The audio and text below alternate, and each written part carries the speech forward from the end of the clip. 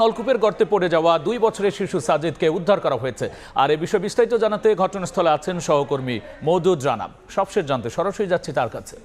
Fire সার্ভিসের ambulance যোগে তারা মেডিকেলে নিয়ে গেছেন এবং তারা বলছেন যে তারা আশাবাদী।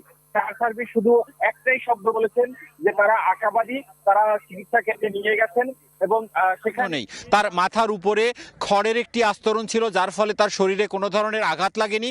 আমরা জিজ্ঞেস করেছিলাম তিনি জীবিত না মৃত। ফায়ার সার্ভিস বলছে এটি তারা বলতে পারেন না, তবে তারা দেখেছেন যে শিশুটি অচেতন রয়েছে। তারা দ্রুত তাকে অ্যাম্বুলেন্স যোগে, ফায়ার সার্ভিসের অ্যাম্বুলেন্স যোগে তারা মেডিকেলে নিয়ে গেছেন এবং তারা বলছেন যে তারা আশাবাদী। ফায়ার সার্ভিস শুধু একটাই শব্দ বলেছেন যে তারা আশাবাদী, তারা চিকিৎসা কেন্দ্রে নিয়ে গেছেন এবং সেখানে গিয়েই তারা পরবর্তী আসলে শিশুটি জীবিত আছে নাকি মৃত সেটি জানাবেন।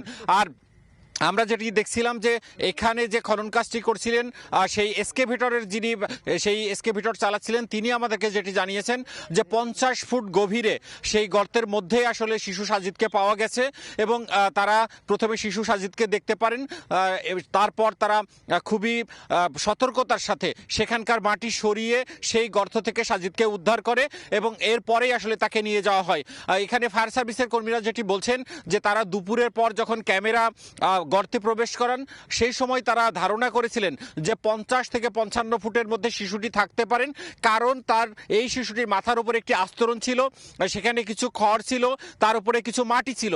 তারা যখন ক্যামেরাটি প্রবেশ করান তখন সেখানে মাটির আস্তরণ দেখে তারা অনুমান করেছিলেন যে এখানে কিছু একটা আছে এবং সেই অনুমানের জায়গা থেকে তারা দুপুরের পর থেকে যে বড় গর্তটি করেছিলেন সেখান থেকে মাটি অপসারণ করেন এবং যে গর্ত সেই গর্তের ব্যাপ্তি বৃদ্ধি করেন। এরপর একটি বড় এসকেভেটর বা খনন যন্ত্র সেখানে নিয়ে যান এবং সন্ধ্যার পর থেকে তারা পুরো